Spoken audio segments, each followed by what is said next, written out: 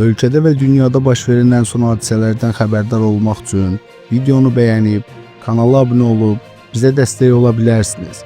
İndi isə keçək xəbərə. Milli Məclisin sabiq deputatı, sabiq təhsil naziri Firudin Cəlilov, Ramiz Mehdiyevin ermənilərlə əlaqələri və onun fəaliyyəti barədə sərt açıqlamalar verib. Səyyar TV Axar Aza istinadən xəbər verir ki, o bu barədə OTV Azərbaycan YouTube kanalında yayımlanan müsahibəsində bildirib. Firudin Cəlilov Ramiz Mehdiyevin təkcə Rusiyanın adamı və Moskvaya işləyən biri kimi təqdim edilməsinin doğru olmadığını bildirib. O qeyd edib ki, Mehdiyevin Sovet İttifaqı dövründən Ermənistanla və ermənilərlə əlaqələri yüksək olub. Ramiz Mehdiyevin həyat yoldaşı ermənidir və bu, onun ermənilərlə əlaqələrinin mənbəyi idi. Müstəqillik dövründə isə Mehdiyevin ermənilərlə əlaqələri əsasən Rusiya üzərindən qurulurdu. Sabiq nazir, həmçinin Ramiz Mehdiyevin Azərbaycan xalqına və dövlətinə qarşı etdiyi xəyanətləri vurğulayaraq, bu məsələnin hərtərəfli araşdırılmasının vacib olduğunu bildirib. Ramiz Mehdiyevin əmlakı əlindən alınmalı, o, həbs olunmalıdır. Onun Azərbaycan elminə, mədəniyyətinə və dövlətçiliyinə vurduğu ağır zərbələr gün üzünə çıxarılmalıdır.